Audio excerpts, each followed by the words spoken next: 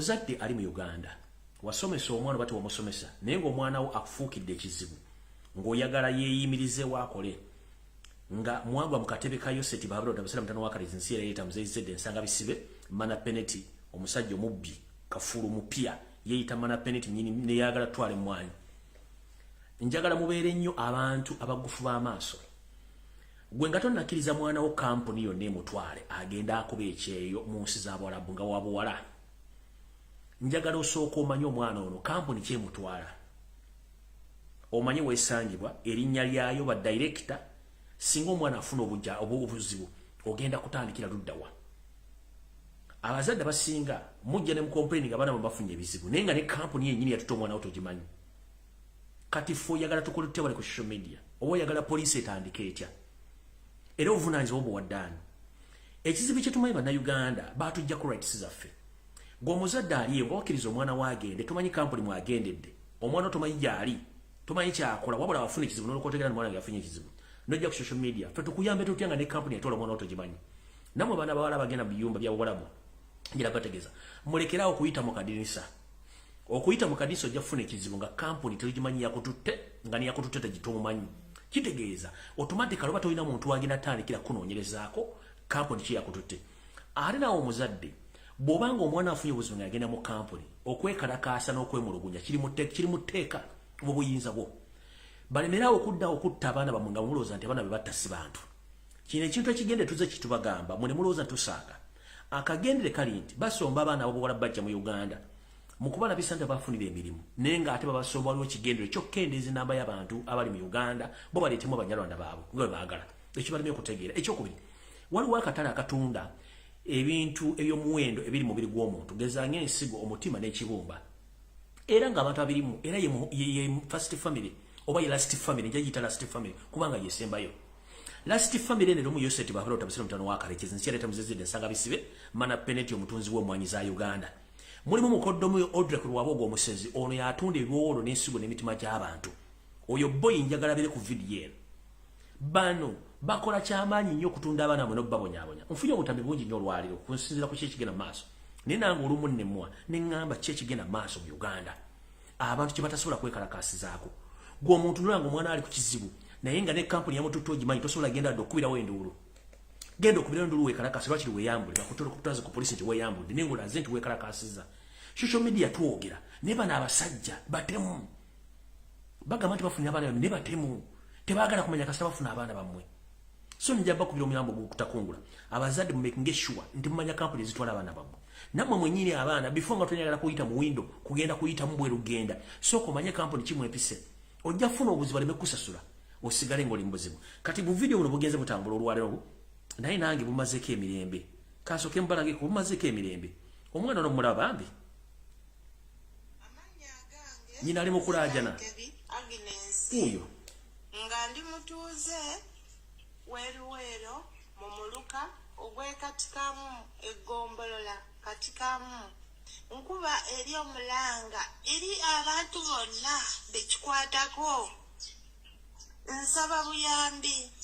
bw'omwana wange Rachel Namitala ali mu buwambe amaze emyaka 7 ng'akola niye nga tasasulwa nsaba bwenkanya nkuba omulanga eri gavumenti ne buli muntu yonna wekikwatako maama Nabbanja oli maama nsaba obwenkanya nga bw'oyimi nsobola kinkomeza vidiyo eno kasita agambye ku maama Nabbanja wenkomye okutegeera newankubadde mbadde njagala kuyamba mukyalo ono kasita nkwogeddeko naye nga mukitegere nti gavumenti yennyini yesomba abaana bammwe kati goba okubira omulanga Nabbanja akuyambe nga Mana Peneti yennyini Mana Peneti ono Museveni omubbi w'emmwanyi Yoseti Bahabula Otabasira mutano wa Kalizi yaleeta yali mu bintu bino then obanga yakootakoota mugaalo mwode kuba tonakyo genda kufuna awo sigenda kulwawo akonkagadde kangere ku kigulalo gikyaleero ekigulalo gikyaleero njala kigenderi bannayuganda mwenna buli omu nadda kusingira ddala abantu bayita Abaganda kano akanyoomonyomo njagala kakoma olwaleero bw'oba kutenda okudduka toyitawo osula era mbatumiddeko mwenna abanyumira nnyo akanyomero kana ekigulalo gi bwe bakutenda okudduka toyita wosula era oleka mwezi n'akuzza kubanga bwogoba musajja muno oleka mwezi n'akuzza buli musajja yenna n'omukazi yenna ng'amanyi olina ga kiganda ngenda basaba akantu kamu mulekeraawo okukozesa olulimi oluganda okuwemula mwe temumanyi kye mukola nti ku nteekateeka ezimu mana penalty yose tibahabulwa utabayisirwa mutabani wakale ensi yereke muzizidde ensanga bisibiri kwata senior ebintu byakola bino kwe kutamisa abantu olulimi oluganda okutamisa abantu abaganda ng'akozesa abantu abaganda n'owulira omukazi omukulu abasajja abakulu nga bakozesa olulimi oluganda okuwemula ebigambo ebinene gwe wabyomuluddeko bukyangobera ku social media n'olenga amawanga amalala bakozesa ennimi zaabo okuwemula lwaki mukozesa oluganda okuwemula buli muntu atuka okubanga yeetamu kibayita omuntu omuganda tukimanyi nti mana penalty yose tibahabula tabasira mutano wa karekezi ye kyayagala okukola yasooka n'amanya obunafu bw'abaganda akabinja kamu ak'abaganda obunafu bwabwe nga windows ekisooka ntono ekyokuli baagala nnyo ebiyise ekyokusatu baagala nnyo esente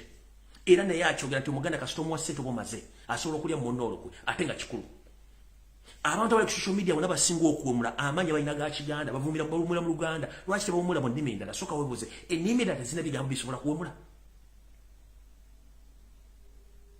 ekyo nga nkivuddeko n'otunuulira amawanga gonna agali mu Buganda gali olova gagenda mu mawanga 40 temuli muntu n'omu avaayo kuvuma Robert Kyagulanyi Ssentamu ng'amuvumira mu lulimi lwe waabwe era bano abaganda ababuyabuya abatooletoole abaagala obuwogo olw'okuba tebasobola kukola baavu mponga byoya bebawa ensimbi n'alumba omwana wa Nnambi n'amuvuma n'amwogoloza ne bwebuuza kiki ekigenda maaso era w'osanga abaganda abamu be bali mu kulya mu muganda munnaabo olukwe omusajja omunotha n'akubuuza what went wrong with the baganda who are going against their fellow muganda Robert Kyagulanyi Ssentamu who are those baganda who are chasing their fellow baganda on land nenga ate bano tukimanyi bulungi babakozesa bukozesa okuba obugo okuba abantu ku ttaka kubanga baagala ganda baganda bagoba bantu ku ttaka ogenda okukebera amanya ng'amanya gano si bantu baganda bakozesa amanya ga kiganda musema nikiyamanya tweyita amanya g'ekiganda tuyiga oluganda tuyiga ebikolwa byabwe ate byennyini tubikozese okubakubisa ebintu bye bakola kati kye bali mu kukola n'osanga omukazi omukulu ali mu kuwemula ebigambo ebinene teryamusiba amunenyako gwasiba n'osanga omusajja omukulu alina amanya ga kiganda avuma abaganda agoba abaganda ku ttaka ali mu kutugunya abaganda banne ali mu kutta baganda banne ne weewunya kyegenda maaso kino kirina okukoma abaganda mwenna abakyalina empeka emera nga muli mu Buganda buli mu diaspora mutandika okwekisasayizinga rights zammwe oba obuyinza wammwe omuntu addamu okukozesa olulimi oluganda ng'awemula mumuyinako obuvunaanyizibwa bw'abasse muganda atubuye ng'obudde bukyanyolekera okwonoona olulimi oluganda n'okwonoona amanya amaganda nga mukoleramu ebikola ebyambyone mwe musinga okulya enkwe tugenda obbazula nga temuli baganda mwe musinga okutugunya baganda bannamwe tugenda obbazula nga semuli baganda tugenda okunoonyeza abantu abagoba ku mataka bayita baganda naye nga si baganda balina bye bakolera kiki ekyabatuukako mulowooza munaagenda ne Lasty family ng'egenze kikibuzo munaagenda ne Lasty family ng'egenze temujja kgenda nayo kati mweddeko tukoyo tuswaza ekyo kimaze era ekigulalugi nkifundikidde ngenze ku video eyandeese era kansooke mu kkowe lyerimu mujjukira bulungi nnyo kitaffe omwami eyakonebwa amakaage eruweero omukulembeze wa Robert Kyagulanyi Ssentamu n'agendayo omukulu ono ne bamuwa essuubi naye poliisi ne gavumenti olw'okuba nti omwami ono eyeeyita Sula Sserunjogi musajja munyarwanda amanya g'amatuufu ye Seviyumba y'ono musajja ono muka video kano oyo yoyo bayisewo batya kimegeredde talinaawo wadde akayiibuka ettaka olwabeerewa mateeka nti mateeka agigagula ebyo naye nali ndi muntu mulamu kati oyeyita Sula Sserunjogi naye ng'amanya gage g'ekinywanda ye Seviyumba kati Seviyumba yatwala ettaka lya mukulu mugambwa ennyumba n'agikoona bw'amala ogikoona yagenda okulaba nga tekimumalidde nga akimanyi nti last family genda kyokka naddira mukulu mugambwa n'amulondola mukulu mugambwa yaweebwa obutwa ali mu nnaku ze ezisembayo omusajja atwagenda kufa lwa ttaka naye tagenda kufa yekka kubanga ne family ye bagenda ginoonya bagenda kutta omukoomu yoyo mukulu essaazi zino embeera gy'alimu musajja wattu musajja muganda amutta yeseevi yumva naye nga yeeyita sula serunjogi atta mugambwa yenna nnyina ettaka baamuwa obutwa omusajja ate baamulolamu obutwa abakaage bagakoonye abaana bali mu dduka ali mu nnaku ze ezisembayo agenda kufa kuyo musajja muganda amutta munyarwanda omunyarwanda atta omuganda teri ayogera naye kati ono musajja tuse nze waliwo empuliranga ebintu bino waliwo ekintu ekikwi n'oliranga ekintu kyagala kutuga mu bulago foveewo seviyumba eyeeyita sula serunjogi atta mugambwa omusajja omuganda gwe yasanga ku ttaka lye nga n'abaana boona essaazi naali ku kitanda gwe bawadde obutwa agenda kufa oli ayagala ttaka ate nga kino badde bakikola okumala ebbanga ddene nnyo kati last family bano ba agenti bammwe nammwe kennyini kyemugenda otuusa ku baganda abaganda bagenda tuuka okuba nga beerwanako nga tekyali muntu akola ki nga tekyali muntu abayimiriza kati ono mukulu yoyo omusajja gwe bakonera ennyumba Lutamaguzi Semakula n'agendayo Kyagulanyi n'agendayo bambi baamunoonya era bamutuusaako obulabamu obutwa wuuyo bambi agenda kufa naye n'abaana balirira ku nsiko essaawa zino wuuyo musajja essaawa ne bagenda mubika nti afudde naye ng'amusse yaani amusse yeeyita sula serunjogi naye ng'amannya g'amatufu amekusifu bamuyita seviyumba yasse omusajja omuganda ku ttaka erirye ono si yekka abantu bangi bali mu kuttibwa mu Buganda naye nga teri muntu yenna anyega njala mujjukira Robert Kyagulanyi Ssentamu yagenda Luweero okugenda okulaba omusajja ono nga bamukonedde ennyumba bambi baamunoonya ne bamuwa obutwa wuuyo omusajja agenda kufa ttaka lye limutta amutta ye seviyumba naye yeeyita sula serunjogi kamubaddizeemu yeeyita sula serunjogi wuuyo omusajja bambi kamubaddizeemu ttaka lye lirimussa wuuyo omulaba bambi ali ku kitanda ttaka lye lirimussa n'abaana be babanoonya omukuomu bagala batta wuuyo abaana be babanoonya omukuomu bagala kubatta ttaka lye limussa ono yamutta oyo seviyumba yeeyita sula serunjogi musajja munyarwanda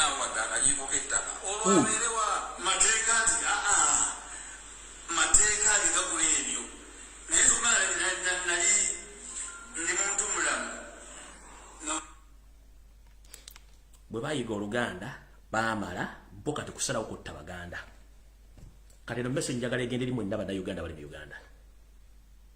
era njagala buli agawumbidde agaggule gye tunaakoma okusirika ku byalo byaffe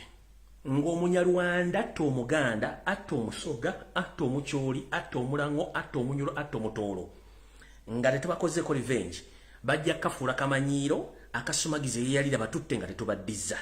wallahi enkulayirira mugenda tandika okufuna resistance okuva mu bannayuganda buli munyarwanda leetibwa mu kutta mu munnayuganda nammwe tugenda bakyukira tubakoleko ng'obuyinza bwebulagira ono mukulu bwafa n'abaana mutandisa banoonya mu batto lw'ettaka mwajja n'ettaka mwalijja luddawa kati vidiyo entuufu etandise mukama bono bofudde akuumuza mirembe ntegezeddwako ne mu famire y'omugenzi Hajina Santegese bagala waliwo omwana yafudde era ne bawadde buwe butwa yafudde waliwo omukulu ayina ekizimbe mu katale k'ewandegeya omukulu musajja muganda nga okayanira ekizimbe n'abasajja banywanda mu katale k'ewandegeya nfunyeeko information ne bantegeeza nti weegendereze nnyo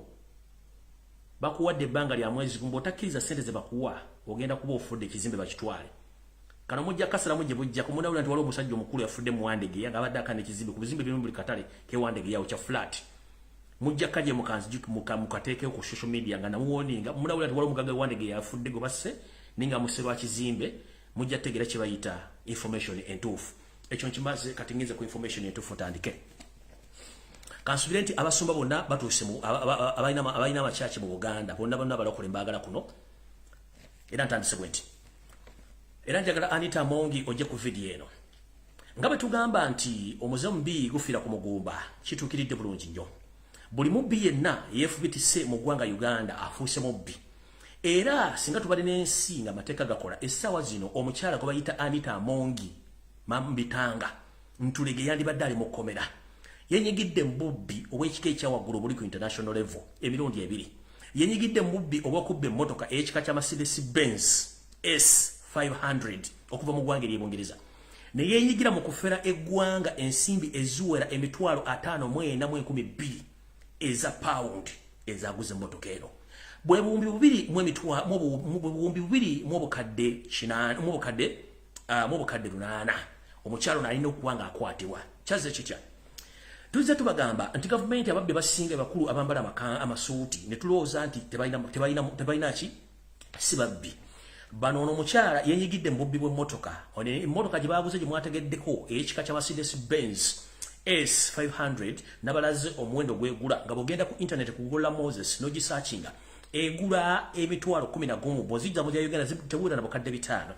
Omukyala ono munnange yenga ye yayita speaker alina akakiiko akamukolera emirimu gye ndala n'okugula ebintu. Omukulu ono yategeezeddwako akakiiko kano nti munnange madamu speaker, emmotoka eno gy'ogenda okuteekamu ssente nnyingi, emmotoka teri waafe ssente zino. Ate n'ekikulu emmotoka eno bwe tuba twagigula, emmotoka eno tulina kuyita mu Spear Motors kubanga Spear Motors eya mukulu wava munno yalina olukusa olutunda emmotoka eza Benz n'ozikola service n'okutunda spare parts waazo. Omukyala Anita Amongi ono bano bekiruse procurement committee eyiye ebadde mukolera emirimu gino bwe yamugambye ku nsonga zino, omubbi ono mukyala Sadolin Mama Bitanga Speaker Anita Amongi kye yakoze eky'obuswavu kwegoba committee eya procurement emukolera emirimu gye ng'agamba yabadde tekyamukolera mulimu emudiisa bwodiisa. Bwetyo Anita Amongi olw'amaze okugoba procurement team ebadde mukolera emirimu gye ng'amaze omuwabula nti emmotoka gye bagula teri makulu matuufu mmotoka nzibe n'essente gye baazigambye enkyamu, ate nga tebasobola kugula mmotoka eno nga tebamaze kwebuuza na kuyita mukulu wava munno Godwin wa Spear Motors nga yayina yekka mu East Africa rights ezitunda Benz n'okuzijjanja banozzikolako ki services. Omukyala ono mama Lususu Sadolin Paint Mama Bitanga bwe yategedde ku mawulire gano olw'okuba nti yabadde mu bubbi buno n'agoba procurement team n'agigobawo n'agigamba temujja kukola ng'ate nze mbalagidde n'abagoba. Kiyakoze ng'afuna bamafia abali mu parliament nga batandika okugoba ku mpapula zino ez'okuleeta emmotoka eno gye babbye ng'emmotoka etuuka mu Uganda, kumbe emmotoka bagibbe mu ggwanga lya Bungereza era ng'erimu tracking device mpaka lwe bagitrackinze ng'eri Uganda. Lwakuba nti babuzabuza ng'abafuka bana abakyabubuza ne mujja kulya Interpol ng'ekimya omuntu awo ng'emutwala n'emmotoka yo. Nga we twogerera essaawa zino Anita Amongi tiimu yagigobye eya procurement ng'emaze okumukakasa nti ebintu badde bakola bikyamu. Emmotoka eno badde balina kwebuuza ku mukulu wava munno oba okumugamba twagala kugula mmotoka eno n'ababulira ekituufu. Wabula ebintu bino bwe Anita Amongi byabitegeera, bano abasajja ababbi basooka ne bagenda e Dubai ne bakola empapula eziraga nti emmotoka eri legit. Bwe bakomawo bamala okutegeera nti ebintu bino bikyamu ne batukira mukulu wava munno abakolere ku paperwork omutuufu alaga nti emmotoka ntuufu. Wava munno abagamba sisobola kukola paperwork wa mmotoka eno olw'ensonga nze sole distributor wa Benz mu Uganda, so sisobola kubanga ngenda kola ku mpapula zino nga ku online sirabako transaction ya mmotoka eno gye yavudde, ate nga nze n'obuvunanyizibwa obw'okutunda n'okugula emmotoka za Benz mu Uganda. Kino olw'okuba nti babbi Anita Amongi yabalegidde bagende mu maaso n'okugula emmotoka eno era ne basasula ensimbi ezo, naye ng'ekituufu kiri nti Anita Amongi yenyigidde mu kubba ensimbi z'omuwomusolo ng'emmotoka egula emitwalo 10 mu 100 mu 100 ye ne bagigula emitwalo 54,012 eza sente eza paundi. Era emmotoka eno mujja tuwulira ebinaabifuddeyo olw'ensonga nti emmotoka ne babbye enzibe nti omukyalo n'ategedde era n'agoba procurement committee team ye ng'alowooza nti ensi tegenda tegeera. Kale nga nabo gisimufungize Anita Amongi wetagakwatibwa osibibwe olw'obubbi obuffere n'obukumpanya nti naawe gw'omu ku bantu abatawabulwa nti abasajja bakola ne baga nti emmotoka omuntu alina otuwa information n'okutubulya emmotoka eno na biki bigikwatako wava munno. Tetusobola kugula mmotoka ya Benz mu Uganda nga wava tagimanyiiko. Kye wakoze n'ogamba nti bikwatako tiimu n'ogigoba. Kumbe wenyigidde mu bubbi obw'ensimbi zino nga n'emmotoka yennyini gye bakugulidde nayo nzibe. So Mama Sadolini Lususu Bitanga wosaana kukwata osibibwe nga nagisimufungize olw'ensonga nawe ofuuse kagumba weegoge mu ggwanga lya Uganda. Okitegedde bulungi? Kati nno awo nno sigenda kulwawo okuggyako ogenda ku security alert gye nnina olwaliro ndyoke ngende ku bintu ebirala ebiddako. Alright. Kansulanti yose ti habulu alutabaiswa mtano wa karekezesha na mzezele sanga bisibe lukwata senior mana penalty ko fedira otuse kuno. Bwemba mukole ekintu kyonna moyo mwongere ku ng'amanyage mana penalty kubanga amanyage nyini yage wadde fe tuliwo kuwa amanyago nagajjuza. So mukulu mana penalty kansubire kuno kwoli ku video eya leero. Munnange nali nabadde ntudde wano. Mujjukira nze agange gansanga wano ninga kola research nenga zuula nti matuufu. Ebyantukako mwabimanya bulungi nnyo ku nkomerero mwaka guli ogwaggwa. Era njagala tegeeza Museveni nti enteekateeka ey'okubiri gye wategese eri obulamu bwange information nagifunyira gye nzija ntegeeze public nga nabo gisimufungize. Naye bifo nga sinagenda njala kutegeeza. Bwasindika batamanya ngambawo buli kintu kyonna ekyali mu kunkwata nakimanya baani abaakirimu era sendebekazi wateekamu na buli kimu. Nenfuna abanamawulire bali ku international level ku company z'amanyi nga bagala kunjja ku interview nengamba no not at this moment nja kulindako nga mazose tulebigere wano. Okukakasa ekintu kino njagala otegeere nti ebintu by'okola byonna tubitegeera. Ono omwami ye first secretary owa embassy eya Uganda mu Ankara bamuyita Joseph Barije yono. Ye coordinatinga okunkwata omulundi ogusooka oba okunkidnappinga yo Joseph Barije ekifaananyi mu kikubo mu kitimbi ye first secretary wa embassy ya Uganda mutake mu Ankara mu Joseph Barije. Ono yali coordinator mu nsonga zino zonna. Nolwe twogera Museveni yamu coordinating second attempt eyokunzita oba okunkwata omukulu Joseph Barije. Ngera akolaganamu n'akakiiko ka NRM kali mu kibuga Istanbul babenga ba coordinating ana batu bengendo babulya. So mukulu Joseph Barije emirimu gyo gyokola ensi egimanyi. Njala bagamba mumulooza nti ensi bwe beesiisa abantu bategeera. To prove you wrong, mukulu mana penalty yoseriti bahabula otabasira mtano wa karekezi. Eno kadi ogiraba. Nkulaga ko sample sigenda kulaga byonna. Eyo company ogiraba bagita Al Jazeera. Eyo company ogiraba sigenda kusembeza manya njala kulisa ku mulisa boti. Bagita Al Jazeera ogiraba. Kitongole kyansi yonna ekyamawulire. Ono omu ku ba director bakola investigations. Namufuna dda nafuna wa BBC no wa CNN. Obabuulya who was behind my kidnap. Era kati njala kutegeeza Steve Nagano bawa interview olw'ensonga ati information yo nanjirina saagala gibwa at this particular moment. Nine za Al Jazeera neza CNN na BBC buli kimu kirina. Kati mukulu gwe tewategeera ati ndamanya ani ya coordinating ankulaza oli musajjawo ono musajja Joseph Barije ono yali coordinator na kati gwe wataddemu o coordinating kuba nti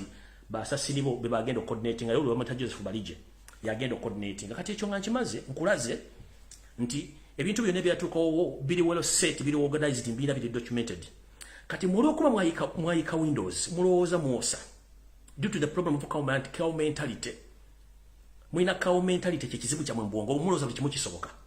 Tekyakumalira diyo bwe yayika gye wateeka mu kadde $3 wa dola oyagala okunzita n'olwalira okumya ku table. Ku Tuesday wayina meeting ne mukkiriziganya ne first family mwakkiriziganya gwe first family yo gwe kennyini Muhoozi Museveni Janet Odrek Lwabwogo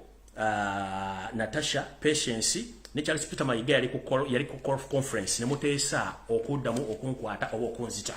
Kati ntandise bwenti ngero kitegere kati mukulu mana penalty bwe yibanga emyaka gikubidde akatambala nga Windows zaayika weewumuzeeko. When you attempt on something and you fail, please sit down, sit your ass down and prepare your death, because death is calling anytime. Sit your ass down, mukulu mana penalty wetereze. Enensi sikuleka nensi kola. Your first attempt you're failing. How sure are you second attempt agenda kukola nga ate maze okufuna information yo nangenda jikulaga bwe yabadde. So mukulu mana penalty tuzaako engalabi yo wansi. Tuza olubengo wansi, tuzaako butasoma bwo wansi, tuzaako cow mentality yo wansi. Meeting ya yabadde bweti. Ku lunaku olwokubiri mana penalty yoseriti bahabula otabasira mtano wa karejensi tamzezede sanga bisibe ngayita meeting. Bwayita meet yali talina giyita naye Janet Kemba bazimama assassin yamutadde ku pressure namugamba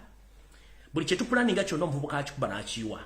tubadde tulina time tuka mu gw'omukanga tukisiza obukulembeze bati kiganyirwa muvubuka oyo. The same applies to Odrek Lwabwogo Musese namugamba ekintu kye kimu. Muhoozi Kanyerogaba Muhooziraga Lukwata Junior namugamba tata tulina ekizibu ky'omwana oyo. Omwana buli kye tugenda okukola kyonna akimanyira akiyiwa tugenda kukola ki. The same applies to Natasha nakuwoninga. Oli luzira wagula ettaka ne luzira watandise okusengula abantu ku byalo ne kiyama n'omukwatira mu wambala n'omuta. Natasha nakuwoninga ne nkugamba va ku bantu b'emitiyana wanze kuberuzira. The same watudde mu meeting yagala okunzita. Nakuwoninga omulundi ogusembayo olabika oganye okutegeera mukazi muwala gwe. Nakugamba oli muwala muganda naye oganye okutegeera. Naye olwokuba nti bakuzala mu nte.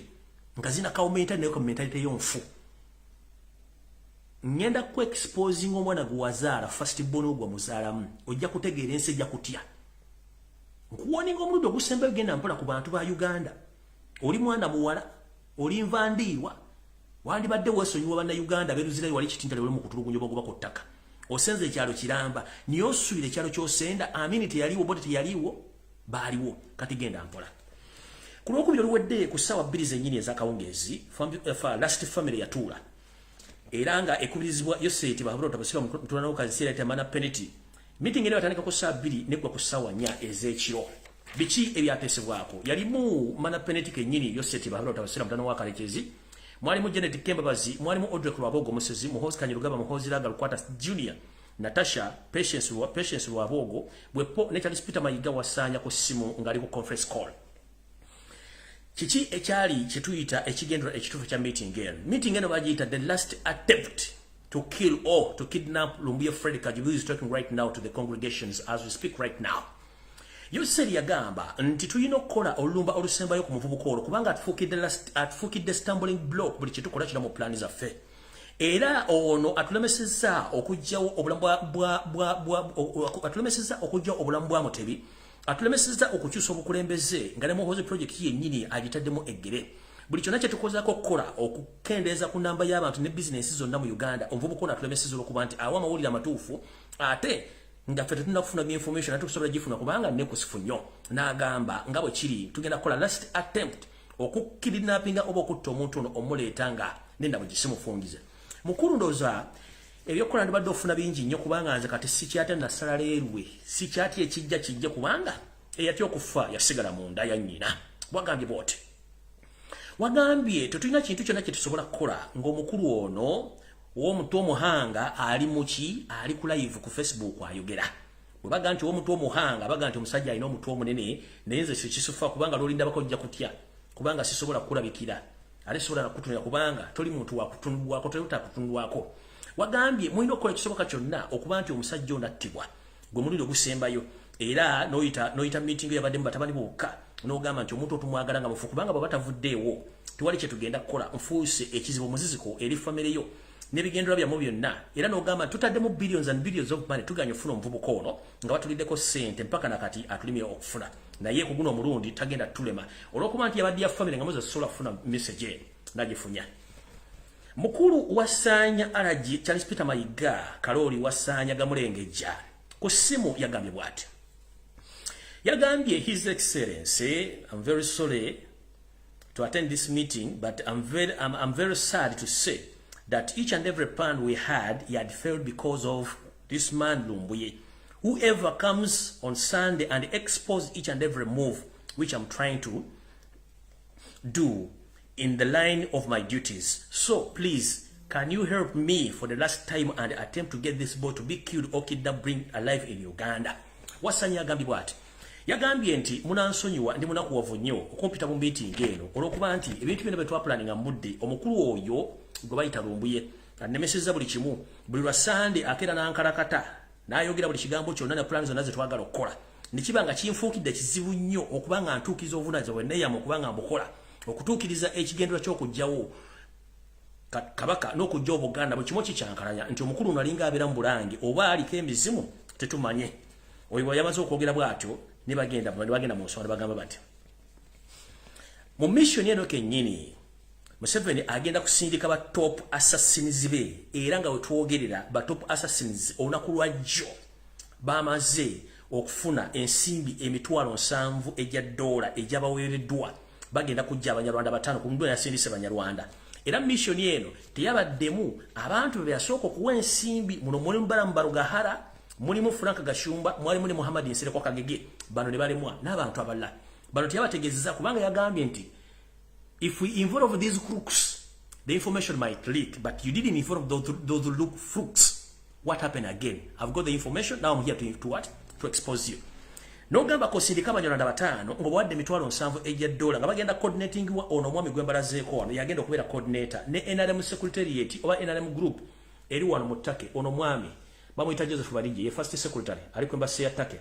Era singamba ke kizibu kyonna abantu balina okukwatibwa yono mukulu gubayita Joseph Balije akola mu embassy ya Uganda mu Ankara ye first secretary. Oyo Frank Gashumba mulina omukwata,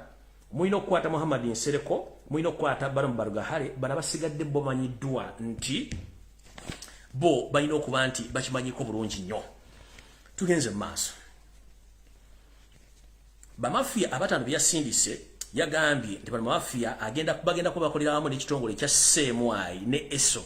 Abatamanyi ESO mwe kibayita External Security Organization. Bano ebaketera ebweru w'eggwanga Uganda bano bakolagana nnyo n'abantu mu diaspora babagala okukola emirimu gyabwe. Teyakomye okunabagamba tugenda kukozesa ne bamafia oba abantu bebasuubira okufuna wano wendi basooke banoonye naye nga bagenda sooka kukozesa NRM agents wano okuba nti bantrackinga. Wenjagala okubagambira buli gwe basindise genda otrackinga ennyoko kuba sirimu wangu wako tracking olw'ensonga si kyalina kyentya. Ate luli kye mwali mumanyi nti mukutte embuzi kumbe mwakwata njovu. Enjovu ne bwegenda mu TV ensi egitegera nti TV yagudde kati mujje mpola.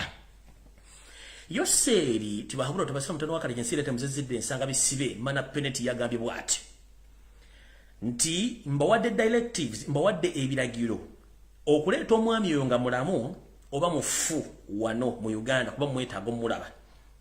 Akoze eddibu ddene nnyo ku ggwanga ne ku bizibu bye nnina wano n'okuba nti alemesezza ebintu bingi nnyo okubanga bituukirira binandiyagadde bikome. So njagala omwami ono bamuleete wano either nga mulamu oba mufu kubanga nkooye okuba nti omwami ono antuula ku nfeete ng'akozesa social media. Ngezezaako okwakinga page ze ne bazitwala naye alemeddeko. Bw'atyo bwe yagambye. N'agamba ngenda kweyambisa abantu bano abatano b'ensindika n'okweyambisa abantu bennaafuna eyo mu nsi mwali be tuyita abantu abali ku ground ba mafia ne ba NRM okuba nti bantrackinga n'okunfindinga bwepo ne tiimu ene-executinga oba okutuukiriza ekikolwa kino eneeba ezze oluvannyuma gurupu eno ejja kubayo abantu batano abagenda otuukiriza mission eno. Era omukulu ono mana penalty Yoseti Bahalo tabasira mutano wakale zensiera etansanga bisibe muzizidde yagenze mu maaso n'agamba ng'akangudde ku butobozi. Kino kirina okukolebwa kiggwe omulundi ogusembayo saagala kuddamu kulya ku muvubuka oyo wadde okulya ekigambo ekimuvamu ku social media. Kati mukulu gwe nga bw'olina obuyinza era ku nsi kuno olw'okuba nti otta mukulu mana penalty Yoseti Bahalo tabasira mutano wakale gwe nga bw'olina obuyinza obutta. Eno le second attempt gye wakoze n'essereze wawaddeyo nze ngamba zibanjeyo ng'obudde bukyali. Nkulaze ne kutegeeza kye kigenda maaso gwoyinza okulooza nti nkyali oli gwakwata kati siri ndi mulala nnyo ate sikyatiisibwa. Kati ngenze maaso nchabawa information. Yagenze maaso Yose n'ayongera kooti nti ne muhoozi project yennyini gye tutaddemu ensimbi empya n'enkadde okutunda ekiwongole kino ekyagaanye olw'omuvubuka ono okuvaayo okuba nti exposinza kudita plans ze tuba tulina na buli kimu kyonna muhoozi kyagezaako okukola. Era kyovula abantu omukulu ntumusindika ebweru w'eggwanga agezeeko okuba ng'ayogera n'abakulembeze okulaga bannayuganda ekifaananyi ekituufu naye bannayuganda bwagenda ne yeesiga evvu teyategeera kikiyendera kikyaba kya muntu olw'ensonga ne babagenza okukyalira bennyini bafuna bifaananyi naye oluva nga bageya nti eyi ate kati byonazza azze kukola kikino ki. Bwali obaddeko Museveni ng'otunda ejje evvundu ezize naye ng'ejje eryo buli gw'oliguza n'alinya nyambwata n'egifu ye gw'oliguza alikwata mu ngalo n'alinya nyambwata naye olumala oddinya nyambwata agajizize. Kati mutabani wo gye wakamusindika sofa yabaddeko ne Kenya recently naye ndo zalabye engeri Uhuru gye yamubuuzizzaamu ebyayogeddwa ng'avuddewo tobimanyi kubanga otunda giziziriza gifu. Bwe yagenze n'ayitako ne South Africa ebifaananyi tebinafulumire South Africa era yavuddeyo nga kyekimu. Bwe yagenda mu Egypt gye yasomera n'agole bamugoba era bagamba kino kibatuleetedde kuga ekintu ky'otunda kifu ne muhoozi project yennyini kiganye muli mu kusasula bantu kutambuza ekintu n'ekikolaze kiganye. Tugenze maaso ebigambo byamaze obyogera omukulu ono Yoseri Tibahabula tabasira mutano wakale kyezi ngenda maaso munindeko.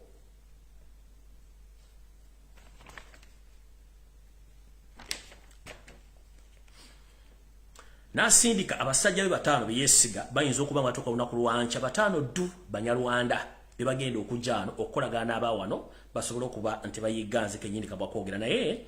ngera kugamba nti Loyagaliza mukachitawo bisere bisinga lutanyoko. Kati njala kuga mukulu mana penalty. Teba kulyanga sente zo n'ekinusu. Nti okyalina ky'osobola okuddamu okunkola wano wentudde. Exchange gye wali ogenda okukola munze nayo wali ogenda okukyusiriza munze nawo baabuuka badduka. Kati kino kyagala okukola tubalinze wano kuba batuuka wano nkyabalinza okuba balinye ekiro kyale kuba sente wazibawadde information bazogifuna olwo nakola profiling yasooka yonna buli kimu nkirina zonna ziri set file zonna ziri set sindikaana abanyalwanda bo anti babeera ne visa nnaku musanvu ku 10 bajje mbalinze totawana budde eno second attempt giwakoze tutawana sereze mitwalo nsavu simanya yana kunzita gendo nyo butofe bobo ya Uganda ogikoye ngolire kutulidde tuwo buyinza bafikote twalo ndabu tondu bado kyagino ale tojja kungana kwogera tojja nja kwogera mpaka nero munanzika munkebera nko bankyayogera ekyo mala biseera mu bantu bagenda okwogera ku internet nja kwogera mpaka nga internet nyini yagijjeko ate nibona agijjeko tujja funa the way of communication other way of communication tuogere mukulu mana penalty do you copy sa mana penalty yose kibabura otabasira mutano wa KADIMA do you copy buli kimu nkirina wano olwedde information abazogisasanya dda yafuniddwa dda abantu bategere gwe sindika embuzi zo wano ojja kuli omuziki memo siriwala nnyo omuloza buli muntu wakuttibwa mutefa mutte mutwale alright awo nno nvuddewo ngenze mu maaso ebadde security ku side yange ndabagaye mutagingire bapasita babere ku video eno bonna bapasita abaganja babere ku video eno kati ngenze maaso ngaba mwatunudde ne mulaba olunaku lw'eggulo mu mawulire ennaku ezibadde ziyisaawo omusajja bana abasajja obo entegera bya lunaku ki simanyi Museveni yalowooza ffe tuli basiru nnyo to the extent tetusobola kumanya ba agent be bana Uganda tebalina ssente za kulya tebalina ssente zigula mafuta zigula sabbuuni zigula ki nga n'abasinga business baziggadde olw'okuba nti alina ba agent be betuyita ebikabada nga muno mundu omukulu gwe bayita Bitatule ono alina oluganda ku Janet era nga business ezisinga obungi azikolera Janet ennaku ezo omukulu ono yavaayo n'agamba nti batwala ebintu bye banka zibitwala banka size zitwala akakodyo kali kati Bitatule ono sente za gavumenti ezisinga obungi zibbiddwa bazimuwa n'ayizinvestingamu kati olw'okuba pressure ebayitiriddeko bano abasajja bagenda mu banka ne beewola ssente ne basinga ebizimbe bino nti banka ne bwetwala ebizimbe bino tabana loss era ne mbuga mugera twakinga ssente ziyabba temusobola zisanga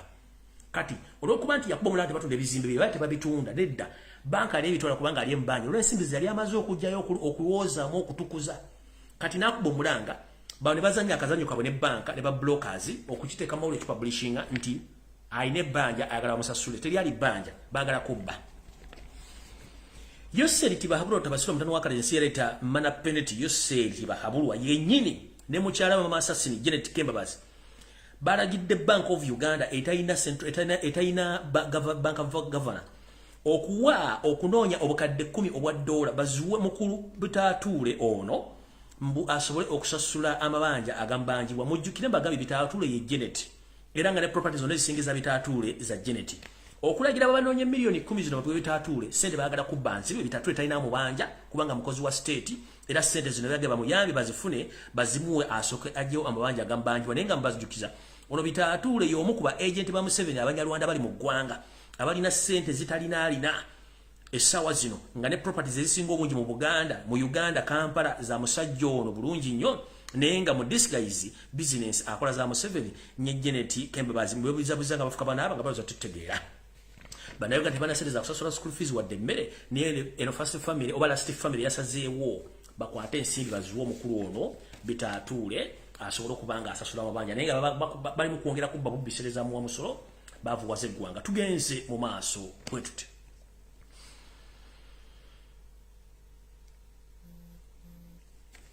eno message njagala egende mwenna abasajja n'abakazi abali mu diaspora n'abali eka nzijja nenkola program ey'Essande mbumuli mbulange Mmengo buli lwa Sande ku Ssabbiiri kuba lwe basisobodde kujja ne mbaga sigenda kujja mwali mukitegeddeko nti obuvo n'obuddo bw'akabinja k'abatuusi kabinja bubinja k'abantu akazze kawamba ensi nga kazitufutubbalamu era nga ne bakasanga obukulembeze obw'ennono kabusaanyaawo ko ne keeyimirizaawo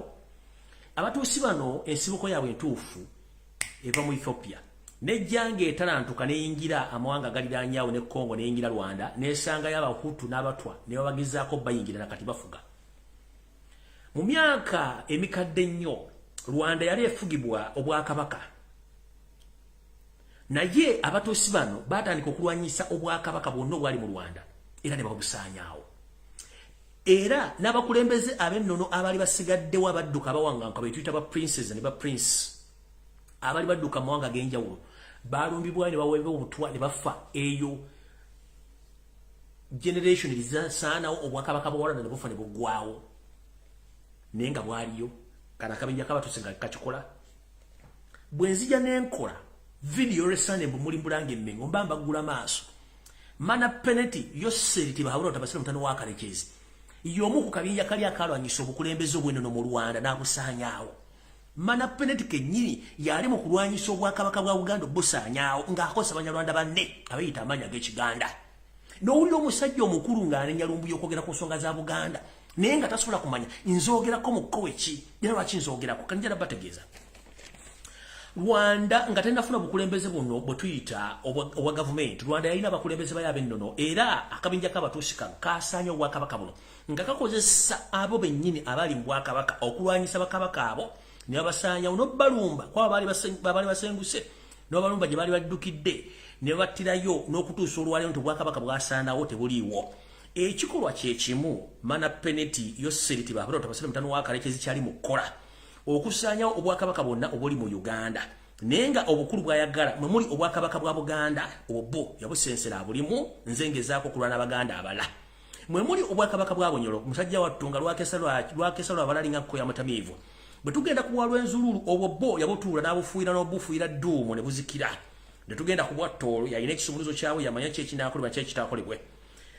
obwabusoga yabufudde luddo kyakuzanyirako kubanga kati yamanya programu ki zaatwalayo nezitali ntuufu kati bwoddaawo n'obuuza lwaki njogera ensonga zino kubanga nsinzira mu byafaayo nti abasajja baserwajja okoota okusinga bannyinimu entanna baba bavadda nga bo balina kulwanyisa bwakabaka okujja ofuga nti basanga obwakabaka kiba kizibu nnyo mana penalty ne gurupu ye okutwala ensi ze baba baagala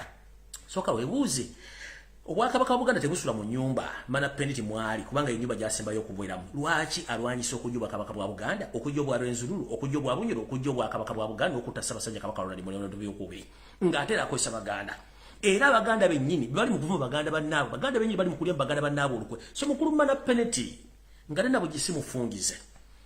mukwano gwo wasaanya kalooli gamulengejja Ssaalongo Mr. Alaje gwokozesa okujja obwakabaka bwa Buganda namulaalise ebikola byonna byali mu kukola mbiraba naye nakugambye okujjako nga mumaze kunzita ekitasoboka temugenda kusanya obwakabaka bwa Buganda musajja atuwa Bunyoro yayiika Windows ne mumuleta kyagina ntegezeddwako nti bwakusanga mu kolido n'akubuuza ne weetoola mu boddodamu n'omufeesi nga gaddamu ng'akubuuza ng'omuganda nakubuuza ddanga nti nze sinda kulabako kati yembeera gye baagala bonna babasangula obwongo nga bakozesa obuto bw'enjawulo kati goba tonategeera nti oli musajja Muganda olina okulwanya obwakabaka bwo n'eggwanga lisigalewo ogira ovuma Lumbuye teeka ebirowoozo bye ku Lumbuye nga weerabidde nti n'obwakabaka ono mana penalty gyasibuka ye kennyini mana penalty n'akabinja kaabwe bennyini basaanye obwakabaka bwabwe kati wali obukulembeze bw'abatuusi mukiwulire bulungi so nno mutegeere bulungi nnyo lwaki nkola programs ezo lwaki njogera ku Buganda lwaki njogera ku Bunyoro njogera ku Busoga njogera no ku bwa Rwenzululu kubanga n'obwa ankole gye buli nga ne kabaka banyankole essaazi nali mu dduka musajja tulwakesa lwa balalinga nkoya mutamiivu kubanga naye mana penalty yayagala bw'amala okuva ku bukulembeze buno bwaliko bwekipatiira afuuke kabaka w'abanyankole kitajja kusoboka n'ekisinga okunvunaanya kwe kuba nti nasobola okwawula amenvu mu mbidde nti muno mwalimu embidde ezaali zeesibye mu banyankole n'enzaawulamu bw'oba oyagala okwawula embidde mu menvu ddira mana penalty omuteeke wali omulete n'omunyankole olino batandika okwogera olunyankole ojja kutegeera nti mana penalty musajja mutuusi munyarwanda n'omunyankole oligino waali bantu babiri banjawulo kati mukulu mana penalty nga tonnategeeza nsi yonna bigendera bibbi tujja ku exposing at the extent nga bwe twakwawula mu menvu ne tulaga nti gw'olimbidde kyekitugenda okukola okukwawula mu bantu bonna bategeere ebigendera bye bituufu kati gwakyali wano agawumbidde ng'okyasagambiza ng'akimezezza okw'omusana ne mana penalty simanyi muli obusente mukola ki ekiri atabala kyekirya n'asigadde waka mujja kitegeera kati nga mwagala okutegeera ku Sunday nabagamba nti kuwiiki ewedde nabagamba Obuganda wali butegese empira gy'ebika mu bitundu by'Ekkooki okusunsulamu abanaasobola okujja okubanga bakola ki basaba empira gy'amasaza mu Buganda wali omuggo Ekkooki naye nga mana penalty ono yakozesa oyo Ssaabakooki okulumba abantu ba Kabaka kubanga tukimanyi nti Obwakabaka eyita Kabaka wa Kkooki alina n'entebe mu Bwakabaka bwa Buganda kubanga Obwakabaka mu Buganda buli mu Kkooki ssaza oba twali ya Buganda eri yakkiriziganyako mu ndagaano olunaku lwa jjo mwana w'emigo nga givuga era penalty ono nga yali mu control yasindika abantu bakuba basajja ba Kabaka n'abakazi ba Kabaka emigo mwagiwulidde oba video nzinako wano nzibalage katono kubanga sina budde mu information ina nyingi nnyo naye nga njagadde bategeeza ebikola bya mana penalty byonna mbitegere bulungi nnyo byakola linda kondooza kambaza nyire kano omuggo mugulanga guno ye bwati bwakola kyankalanya ofuge osanye Obuganda kati bwowulira omuntu nga nenya Lumbuye okwogera ku nsonga z'Obuganda nenebuuza ono bamana penalty ne bande bategera lunaku ki nja kuzoogerako awo no bategeeza nti Obwakabaka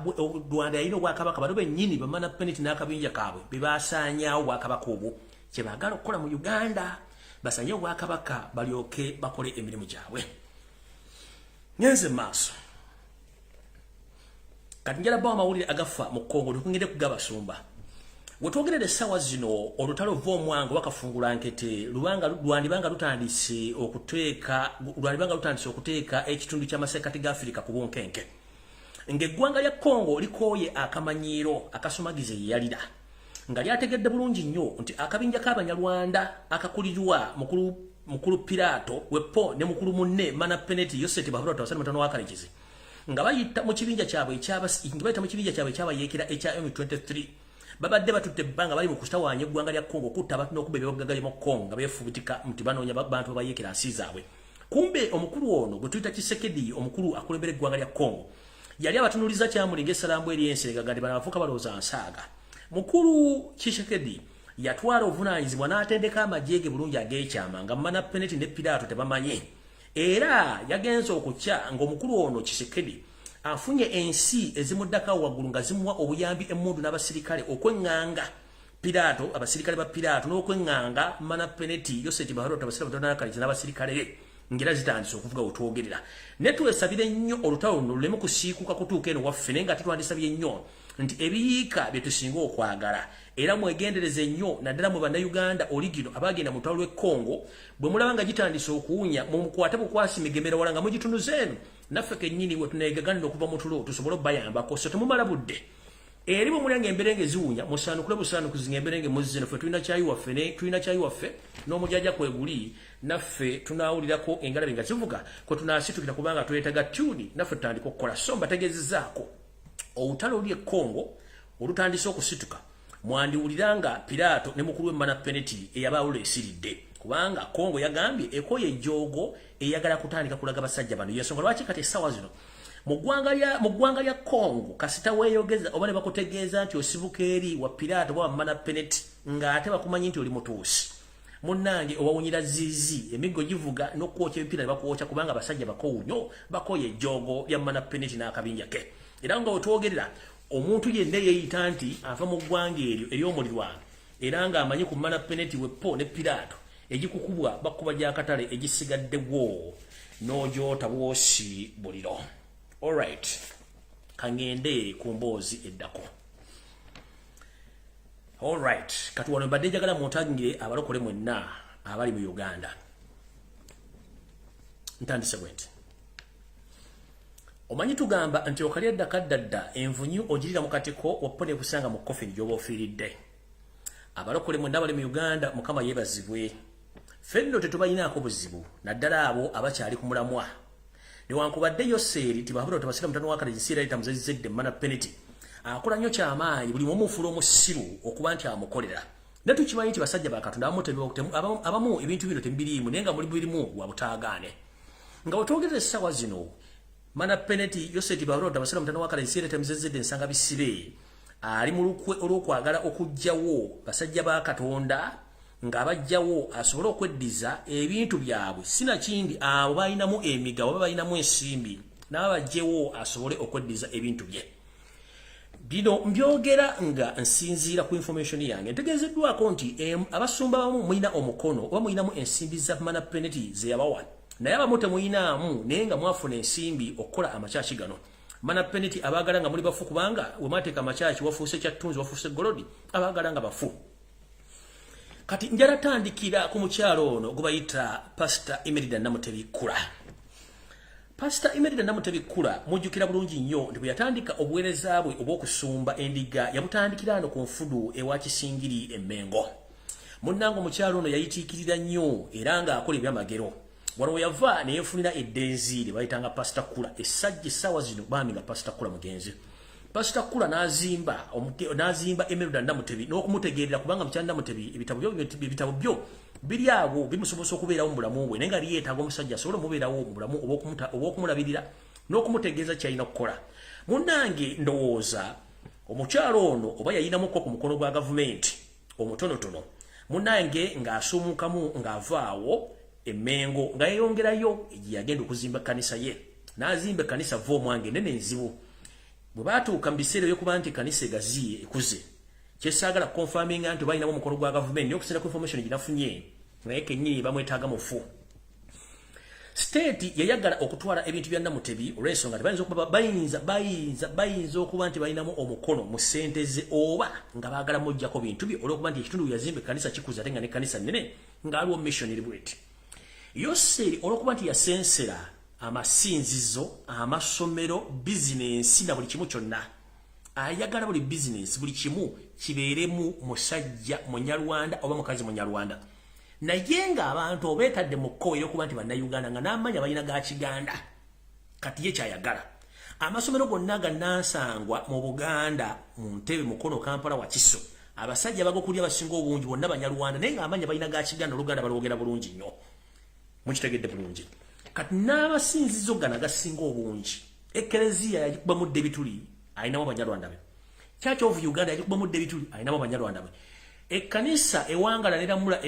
wantu wonna gye tuyita yaba Seventh-day yagikuba mu debituli. Tugenze ku Orthodox ekiri ekifumba mutoko n'amadeeni amalala. Ola n'embasamize yatuukayo mana penalty onookomawo munnange. Tulinze ya sitaani tonnagikola. Olaba n'embasamize mana penalty yatuukayo. N'ateeka ebiwongole byo bibiri. Okuli ono Silvia Namutebi Mukandoni n'aleeta na Noli simanyi kulannama ne Bawe Kabona Juma abona bayitanga bafena abateeka mu ddiini y'obufere n'abateeka babeera kundi mpewo za Buganda oyo bayita mane penalty senior original lukwata ntandisongero tuno munnange omukyalo bamala okusumukamu n'akola ekkenesi neno munnange Yoseri tibahabulwa mana penalty n'akabinja kak'Abanyarwanda baagala okutwala ebintu bya Imelda Namutebi batandika batya bayagala nnyo okutwala ebintu bye nga tategedde naye nga mukulu ono mugenzi gwe tuyita omugenzi Kula yali ategerera Namutebi nga yambalira ensimbi ya mwa program yambulya na buli kimu ng'omukyalo ono era batambula bulungi. State okufuna Namutebi yalina kukola ki? State okufuna Namutebi yalina okutta Kula era nga Kula yabebabuta abasajja ba SFC ne bamugjawo nkiddamu. State okufuna Namutebi yasooka kutta Pastor Kula era yafa musajja atu ne mu ttaka yaggwamu. Pastor Kula bamugjamu Namutebi n'asigala mu bbanga. Era ndowooza mwawuliramu okuyuuga mu kkanisa ye bulungi nnyo ng'olwo batandise omutambulirako bambala. Ne bagezaako omutega obutwa emirundi egisukkamu ebiri mu mmotoka ye n'abonekebwa Obakano n'amuyamba n'amulabisa n'amugamba nti waliwo ekikyamu ekikuliko. N'afuna omuzira kisa eyamukubira essimu n'amugamba nti atempute bakakolako ebbiri Muganda bagenda kutta tirobinyike mu nsuwa odduke. Pastor Imelda Namutebi ng'akaana k'omusota akagezigezi bwe yamala okufuna information agikonfaminga n'abiyika mu nsuwa n'agenda mu ggwanga lya Amerika nakati gyali gyesuubira nti anaavaayo akomewo. Bw'obanga wadduka ng'oli mu Amerika n'ogeza okudda e Uganda okumyawo engalabi naawe byo basime nkubuulidde Namutebi naye bw'okasita okomyawo engalabi n'ogiza mu Uganda nkubuulidde kubanga bakwagala oli mufu ebintu byabwe yagala byonna. Tugenze mu maaso tugenze ku musumba ayitibwa Kiganda.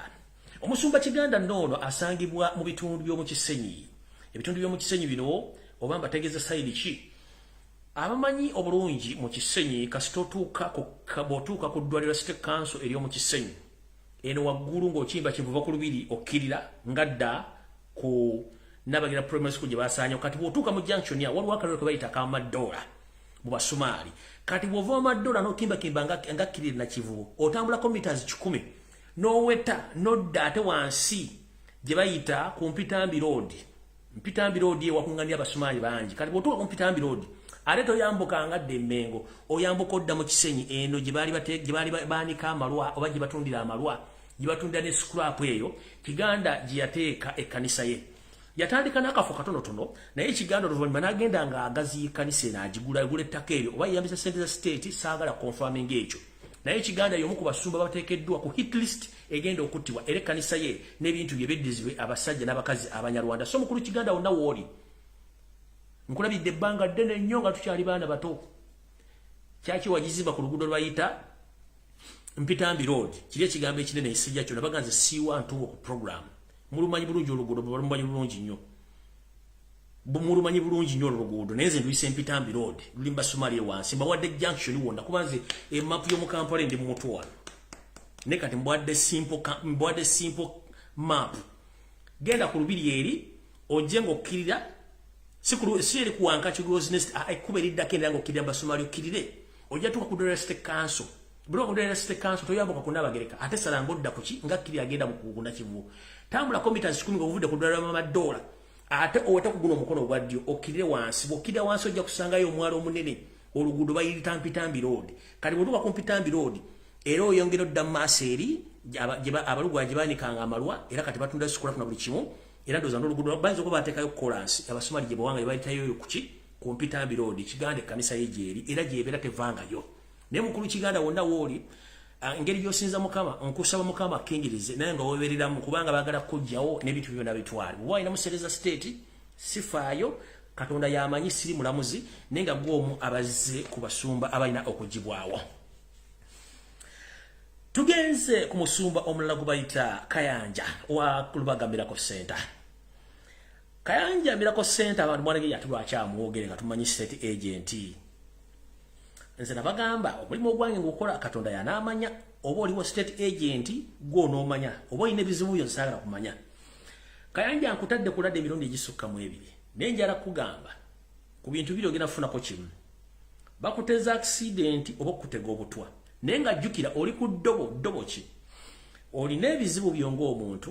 Museveni byasinzirako okuteeka ku nninga okuba nti omukolera nti wandiyagadde nnyo mukolera naye weegendereze nnyo kuba ebigagga byonna by'olina bwe ziba nga ssente zaava mu ndigazo nga zirimu omukono gwa Yoseeri baagala kuggyawo ebintu bye babitwale nga nabo gisimufungize so gw'omu abali ku lisiti egenda okuggibwawo remember obadde ng'okulagana omusajja ono ne mukulu wo John Sentamu ali mu ggwanga erya Bungereza nga noono naye mukozi wa Museveni naye ennaku zino tebakyali makambugu olw'ensonga takyasobola musasula ssente zeri amusasula luli so famire mwe mwetereze nga nabo gisimufungize ngenze ku musajja wa Katonda asembayo gwe bayita Pastor Chiwewesi Kyobe ono nno nga wakansanga Miracle Center Pastor Kyobe Chiwewesi amawulire gano gantuuseko ne neewuunya naye abatamanyi Pastor Chiwewesi Kyobe ono ekkanisa ye eriraanye Diddy's World oba gye muyita Wonders World abatamanyi kansanga bone mwabasinga bungi kansanga mugimanyi wali Diddy's kali bwoyita ku Diddy's World osobola okuba nga wakisesinga ekkanisa y'omwami ne abantu mbuuza omusajja n'ebintu byonna abimanya atya n'amakubo baba tutobye ne Uganda tutulowooza tutobye ne Uganda buli wamu tutambuddewo bw'omuyinza otulamuza tulina emirembe we are here kubanga tutambudde buli wamu tutambudde nga tukola so omwami ono y'omu ku bantu abali ku hit list mukulu Chiwewesi Kyobe gwe nannyini oba gwasumba ekkanisa ya Kansanga Miracle Center wateekeddwa ku hit list eno era nga ekigendererwa kyakugjawo gwe kyakiyoyedizibwe abasajja Abanyarwanda nga bakozesebwa gavumenti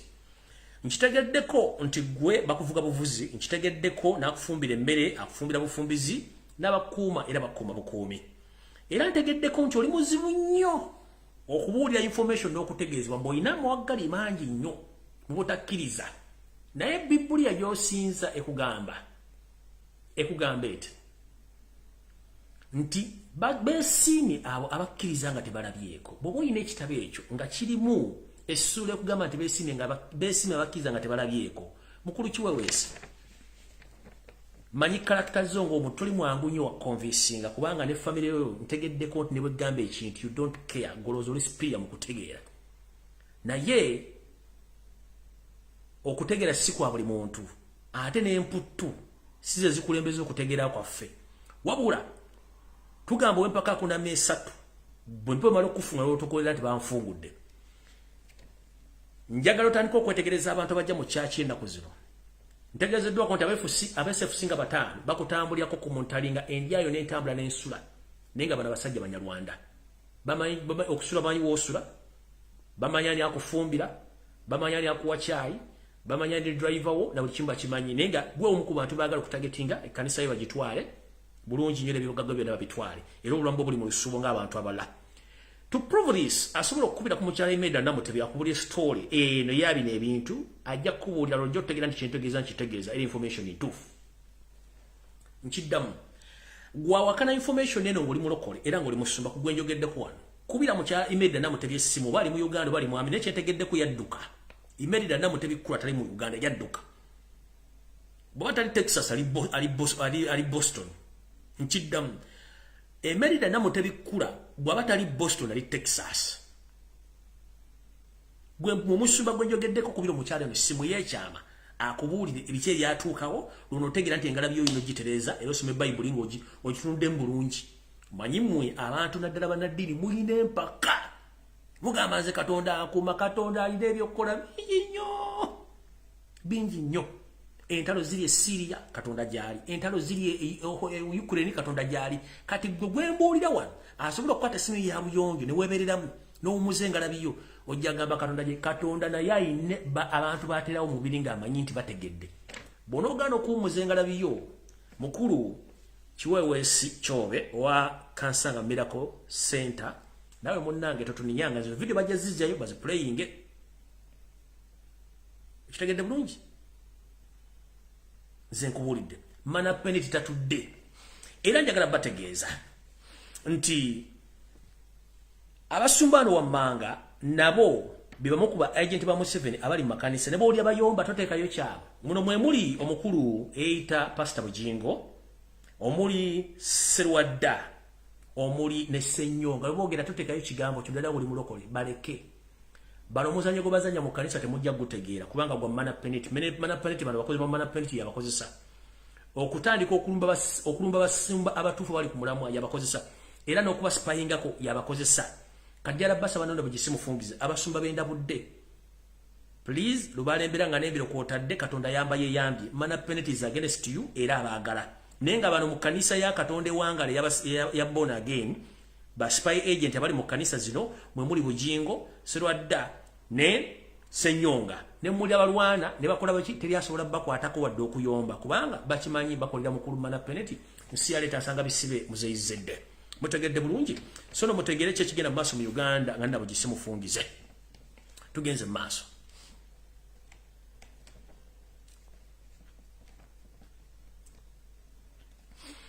ensonga lwaki bagala batta eri bweti Museveni akimanyi nti okutwala ebintu bina mu Uganda biteekamu abantu be abaakoze empaya ya bulungi ng'agimazeeyo bulungi nnyo kyekimwagazisa okugyawo amakanisa ne bannyinigo bonna Abaganda abalimu abatuufu alekemu ensooleze ez'abanyalwa ezisobola okuddukanya amakanisa gano okutambulira ku biragiro bye era ng'abasinga obungi bwe munaaniriza ku basumbano ba agent benjogeddeko gwe mubuuza atambule ng'Omuganda akulage bajjajja kabeera omu nkiddamu ku basumba bali benjogeddeko abasatu gamba omu akulage ejjajjawo ekijja kye oba akulage bajjajja babiri gye bamuzaala olujja otutegeera nti Abanyarwanda for real gye bali abate bali ku mission mwenna bapasita Baganda bagenda bajjawo era nga ne recent abasumba badde bafa bonna babadde basajja Baganda kubanga neno born again church ayagala giyingiramu giteekamu basajja Banyarwanda naye nga mission yeno era erimu ne muwala we oli eyeyita omulokole naye ngamba oti okatabonoga Mukama yeebazibwe nga kitawaka era kukwata jjambiya n'asaddaako abaana b'abantu ongamba otya Mukama yeebazibwe era n'okuba crusade nga gwe kennyini ozaala abaana ojjamu embuto ojja kwata otya Bayibuli nti osaba Katonda akuyambe simanyi biki ng'omusajja gwe bakale mu kitanda akwata abaana abantu n'abasalamu ensigo n'abajjamu emitima n'agitunda mbonawo oli mulokole nno omukazi omukulu atuludde emyaka akwata Bibulia n'asoma mule Mukama amuyambe naye nga tasobola kweyamba ye kennyini Janet gwe kennyini tosobola kweyamba naye ate mumukola ebikolobero okutta abantu ne weebaka ne weegoola nodda mu buli n'ogamba Mukama yeebazibwe singa walla ayokera ku makya mukazi gwe nga tozuukuse kubanga luyagaliza muka kitalo luttannyoko kati pastor oba ye pastor Patience gwe omulokole oba ye Patience ndowooza omulokole oba ye Patience n'ogamba Mukama yeebazibwe mujjamu embuto muliga bali ku competition n'ogamba Mukama yeebazibwe kitaawo alagira abantu babatte n'ogamba Mukama yeebazibwe omusajja gw'obakaleyo mu buliri atunda ebiwowolo by'abaana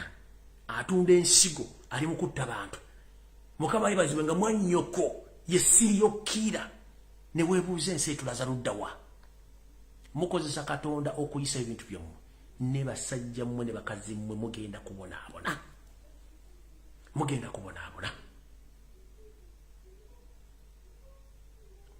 kubonaabona naye kikutta obudde kekinaabuta mujja kitegera go family ya mana peneti mwenda mujja kubonaabona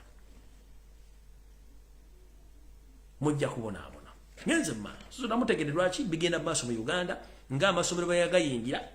nayingira amakikerezia nayingira emizikiti nayingira amakanisa nakozesa abantu bennyini abalimu okuspayinga ku bannaabwe mujjo kitegera nti ensi mbi eno message njagala egende mwenna abantu abali mu diaspora Yoseri tibahaburo tabasira mutano wakali jinsi ya times zizede nsanga bisibe mana penalty aina ba agent banji bemumanyi ne butamanyi njala tegeza bana Uganda mwenda bali ku ground gwe puna abali mu diaspora nino omusajja gobandetedde nga agent wa Yoseri wa Iso omwami ono ne ku kitebe kya Nuupu olumu atera okujjawo era n'anyumyamu naye nga musajja wa Iso bamu kubatambuza obutwa omwami bamuyita Kibotodde Kakooza ono ajja nnyo mu meetings z'abantu mu diaspora ono ne ku kitongole kya ne ku kitebe kya Nuupu ajjawo era yefuula okuba nti wa opposition nenga si wa opposition musajja mukozi wa Eso era gotasobola kusuubirizaako nti mukozi wa penalty wa mana penalty era nti mugabe wa butwa mu diaspora era buli muntu yena ali associate nzere kuona ye nkusanga nabo gisimu fungize essimu ye blocking toddamu ku associating na musajja ono bamuyita Kibotodde Kakooza ngenda balaga ekifaananyi kye mujja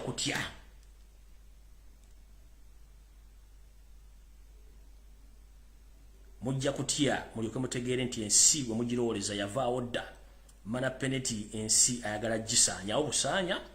mulyoke mutegeere nti omusajja ono si munna Uganda bulungi nnyo alright nze nga bulijjo mbaleetera bwino omusajja oyo gwe mulaba ali mu suuti eya bbulu ne ttaayi ye mukulu Kibotodde Kakooza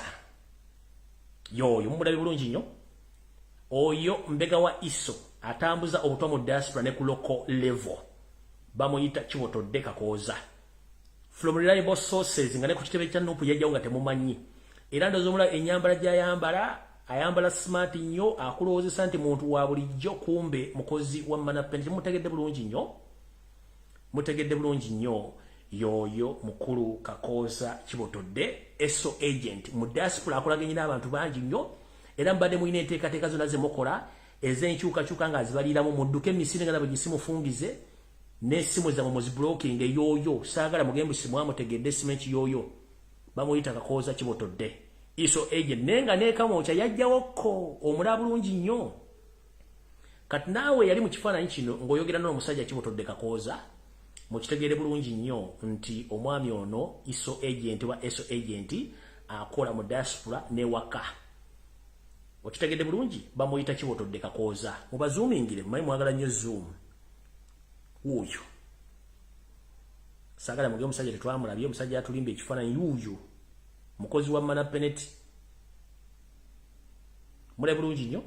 muwozaani agabutwa mu diaspora abantu bafa biki ye Kibotodde Kakooza state agent wa Eso atambula mu diaspora abeera mu conference z'enjawulo abeera mu Nuupu abeera ludda wanenga state agent mayinza byange mbyogera nga bibiri atayagala birekeewo ayagala bikwate kubanga sirina muntu gwenkolera mawulire gano gakole banda Uganda abali mu nsonga ez'okwenunula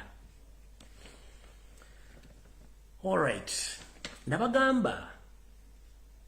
Waliwo omuntu yefudde beleje mu comment bamwe bamita teacher mpamire si teacher mpamire. Oyo bamuyita Segujja. Musomesa ku standard high zana. Amanya ga mpamire, omusomesa ya musomesa ye mpamire Arthur. Kati mpamire wa comedy azanyanga mu 7 nakugamba nja kwabiza bwere ne kugamba weso you struggle. Omanyi kasajja gwe moyino obunyo obukulinga obwa ddulu nosiniko obunyo obukulinga embuzi esabalavu goloza mutategeera. Omusajja kusomesa gwe watwala amanyage kubanga Arthur mpamire ye musomesa yakusomesa n'otwala amanyage era ne musomesa ne kuzana high school wali edizana mukumanyi bulungi nnyo. Olira era ne theme y'okusomesa oli bwaba asomesa wanja olunyo kugwe tona byosomesa kubanga n'abaana bosomesa the biggest number of the girls bakozeseza embuto bazijjamu mpamire weewumuzeeko amanya siga gona kugamba daleka kweswaza nanyini manya amuta Arthur mpamire amanyikidwa musajja mweru talinga gubunya bukuli obuno bipo olina dipo zikulinga ngonyo waddu n'obunyo bosinika ngolinga ngembuze sabalavu mukulu weewumuzeeko tumanyo state agent nakugamba nja kobya nga towulira nkumanyi weewumuzeeko Eddie Master yakusomesa yali nanyini somero alliance model wali ku Gulubaga road byo byabiranga byavaawo ewantikago byabiranga nawe bakusomeseza no gende makenda ofuna flat degree no tandika kufuka kusomesa ngali byosomesa nawe tubitegira nkumanyi bulungi nnyo era ne ku standard high zane bogeno kubuza omusomesa ngosomesa bagamba Arthur mpamire so sigwe mpamire you are nothing. You are dense like you are dense like your boss mana penalty mu 7. You are dense. Toina nawe chori kubuza nga ifukana aba. We know you. Oli dense. But you never bakumainde oli dense ne byosomesa if it is not Arthur Mpamire the one who took the name you took from him. Nothing you atoina chori na. Toina chori na kanja kwabiza bwere. Nanyiri nyamwita Arthur Mpamire. Brown in color. Very bright guy. Musajja na mukiga musajja mulungi nnyo talinga gwe yefula oli musajja mugandi osiriwala olinga abantu bakawo mentality gwe Segujja nakugamba ne woli tambula n'obeera mbanyarwanda emyaka 10 togenda fuuka kabinja k'abanyarwanda bajja kukosa mali bakujje omukulu nkubuulira gwe Segujja eyayita teacher mpamire you are nothing ne makire wafuna flat degree mu education byosomesa fu abana amanyi Arthur Mpamire ye teacher waabo basomesa nkubulidde erinnya lina siriyo you are dense okusoza ku information jenna kubanga nze nkumanyi gobo yagala kutegeera kubira nabakyala wa gundi kubira nabakyala wa kabaka bwa Rwenzururu Mpamire Arthur yamusomesa nkumanyi Arthur Mpamire gwajja kerinya mumanyi kati boda ku social media ne wepanka pamoto wali akumanyi nkumanyi you are dense kubuza bandi wa teacher obafunisa mbuta abana babandi bazijja mu standard high zani nataka kumanyi oli wano buza abantu oli musajja togenda fuka mu Nyarwanda okujja nga nawo gwo ku Banyarwanda bana befula Baganda tunwe twagala kimanya utubule open nawo oli mu Nyarwanda kubanga embwe tambula nambwa tosobola sanga mbwa ngetambula nambwa it is very rare embwe tambula nambwa temanyi kijja eno last family namwe mugenda genderamu okitegedde oli dancing buza nabagereka wa Rwenzururu yakubulira Arthur Mpamire yamusomesa ngandaba kubanga nzibanzala ku Lubaga olibanza kuserwanga Mpamire Arthur yalina teacher kati guludawo buza abantu mbomanyo inachi oli mukali muto wafuna na flat degree mu education n'abana bosomesa bondaba kwa singa si Mpamire kuyambako wali batajasona kusomesa wali kuzana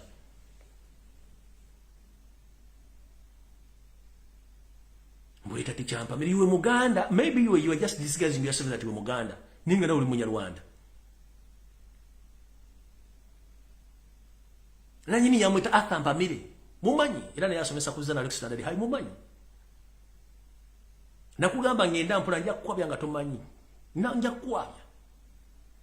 so Segujja do you copy unless you are not Segujja nge just disguising yourself that you are Muganda ngana uli Munyarwanda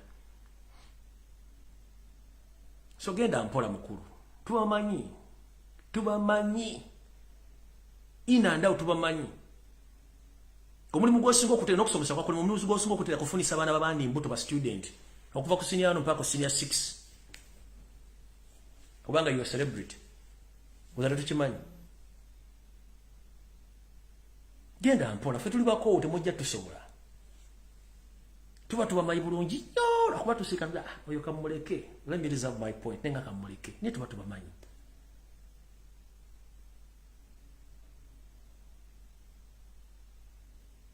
tuba tubamanyi atezo guno omuntu ogwa gujjukira buli kimu kye nali nsomye kone kirali na yeko byo nambi manyi. So Mr. Segu, I hope you are copying this information.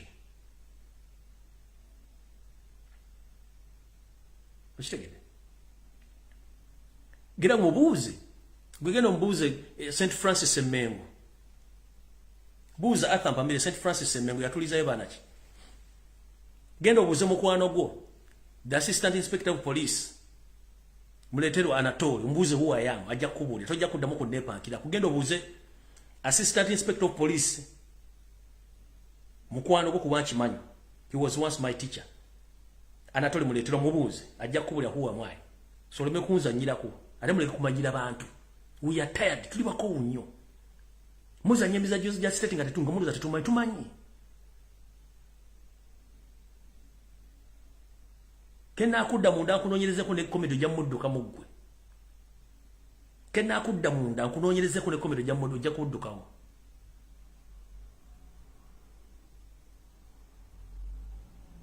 Fetuli ba step boni buli kimuntu kimanyi kwa tusirika nduga abantu katubaleke bulisi but you are nothing. You are nothing. Apart from spying on your fellow artist. Jimuliko na kuba chankana chichuka chemmanyi temuna kida chemmanyi. Abantu bako balina ebizibu. Abaana abandi bali mubawala babajja mu nsigo. Ojjana otikko obunya. Buli kulingo bakubira ddulu. Kitegera. So no sigenda bamalira biseera. Okujjako bajjukiza nti mwendabe nagamba ebintu biddako njala mulize bulungi nnyo nabagamba nti state planning okussa wansi buli muntu yenna badde akola business mu Buganda ng'oli munene bagenda kubijjeko omusolo olyoka okitegerevu omwange wetwogerera eno tweet yakoleddwa ng'egamba bweti nti mana penalty olw'okuba twamulemesa diiru y'emmwanyi mu parliament nejjo yakyogeddeko ng'ali mu kwogerako eri simanyi eggwanga lyoba lyawa mana penalty you are not a Ugandan you are Rwandi. Right now, you are sending your agents from Uganda Revenue Authority moving around across Uganda, putting pressure and piling more pressure on more coffee processors across Uganda. This message goes like this. Coffee processors in Greater Masaka sub-regions have been given notice by Uganda Revenue Authority inciting that each factory shall owe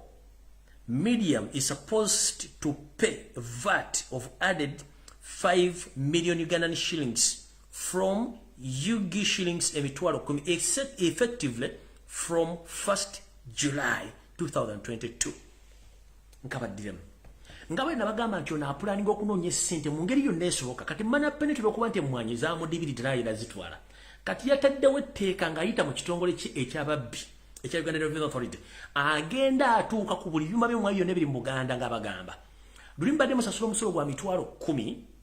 ogubakkiriza okukola omulimu ogwo kati okutandika ennaku z'omwezi lumu omwezi ogwokutaano buli alina ekyuma ky'emmwanyi mu Buganda basookedde Masaka onosasula $5 million okukkiriza okukola omulimu ogwo ono kati lw'okuba mu parliament kyalemi agenda chifu mana penalty agenda kufuna engeri gy'atandika okunyigirizamu abantu bano automatically abajje mu business abengeera era abange etteeka liri alese kubanga bwakuteekako $5 million just a coffee processor kiba kitegeeza automatically akujja mu business kitegeeza ki bwana agenda agamba abalina ebimu bikuba emmwanyi nti bataddeko omusolo kuba ku mitwalo 10 gwa mitwalo $1 million musajja atu $1 million agenda zijjawa ng'oli ayinza omuleetera n'emmwanyi ogikuba namwe mitwalo y'emmwanyi namwe mitwalo 15 mitwalo 20 kati sera agenda zijja esobola okukola omulimu guno kitegeeza abantu bagenda kuvaamu mu business mpola mpola namwe balina amaduuka bagenda bakola kyekimu abalina ebirundo byeko bagenda bakola kyekimu abalina business zeetaba bagenda bakola kyekimu kino bagenda kibakola okwetoola Uganda yonna mujja tegeera nti bana basajja balina plan eyavuwaza abasajja n'abakazi abali mu Buganda mu business. Pochitegede bulungi. Kati gwali eyo akyagawumbidde ng'enso girabanga bw'olina okuba kyekiseera nno osituke bw'onoba tosituse ojja tuuka okweyaguza olujjo gy'obeera nti enjala zaakuggwako. Pochitegede bulungi. Naye nga nfundikira gye tukoma okuwa omukisa mana penenika gurupu ke okututta nga tetuwerwa nako kiba kitegeeza tumuwa obugumu n'okutegeera nti atwesobolera. Njala kubira omulango kutakungula buli muntu yena gy'oli. Omuntu yenna akuleetako olusiddiiki akuleetako akambayaaya akasengula ennyonyi ekiro gy'obeera nti bwerinda ne bukya tegenda kutuuka gy'eraga mutandike okunyiiga. Bwe munaanyiiga omunyarwanda atannyo kye tuyita retaliation. Ate bano bwe basindise okujja mu Uganda abangi tebamanyi Uganda ate tebatumanyi. Njala bagamba ekigambo kimu mutegeere obuyinza bwe mu ggwanga ate musigale nga mwogera. So nga nfundikira eno message njagala egende eri mana peneti yoseti babula tabasala mtano wa Karekezi. By names of Lumbuye Fred, the political activist based here where I am right now. Previously, towards the end of 2021, you tried as possible to kidnap me or to kill me, but unfortunately you failed. As we speak right now, on Tuesday you had a meeting in the State House in Entebbe with your first family or last family, and you discussed the second attempt of killing me or bring me back to Uganda alive because you wanted me dead or alive. But I'm here to inform you. I've already got the information and the details of people who are involved in this mission. Please go slow, because a man who you tried to arrest previously is not the same man whom you are trying to arrest right now. Because you yourself, you might end up in hot soup or in hot water. This is a Soviet country. There is no blame game here. Go slow. I'm not an easy subject as you think. No, I'm here to warn you. I know what you planned, and those people are boarding tomorrow. But this is to inform you. A man whom you tried to assassinate on 3rd August last year is not the same man whom you tried to attempt to arrest or to kill as you wished last year. I'm a totally different person. If you want to prove this, please visit Google, search my name, Lumbuye Fred. You understand the person you want to kill. I'm not an easy subject, and I'm not an easy package to export back to Uganda. I'm not scared of you, and I will not get scared of anything, because I'm speaking the truth and I love my country. And I'm here to defend my kingdomship. I'm here to defend my country. And I'm here to spread the information, love and peace and unity. So if you think that I'm going to be scared of the people you are sending here, they will get to know the real me. Because you think your bogus games you are doing in Uganda, the same games which are going to be done in other countries. You've tried so many times to assassinate me, but this time around, you might face it laugh with your agents. Please go slow. Don't think you're going to intimidate me. No. I decided once and for all, I love my country and I will stay in this struggle. However much challenges I'm facing, I'm ready for each and everything. Because our brothers and sisters have been killed, others have been kidnapped in Uganda, and others are still in jail for their right. You will not silence each and every Ugandan who is in diaspora and those who are still in Uganda. You are not the last president of Uganda. And your family may end up like any other families of people who tried to suppress their citizens. Politics is just a mere game whereby we need to use our head to discuss issues and people decide whom to vote and whom to lead them. But you, to remind you, one, you are not a Ugandan. Secondly, we didn't vote you. We voted Robert Kyagulanyi Ssentamu as our next president. So I have all rights 100% to talk about Ugandan politics and to discuss issues concerned about things which are taking place in Uganda. Many people in Uganda are suffering economically, but you are spreading a lot of money in the names of keeping safe of your family and you to stay in power by killing your opponents. But please stop this, because your time is up. You understand? Mr. Mana Peneti, your time is coming, but go slow about me and go slow about any other Ugandan who is fighting for freedom and who is yearning for change. You can't lead Ugandans for 40 years. No, it won't happen. Soon or later, you may face all the charges and plus all your cocoons who are there traumatizing Ugandans home and away. May God bless Ugandans and stay safe. I'm here to stay. May God bless Ugandans and may God bless me too. Mwera mukama bankomere.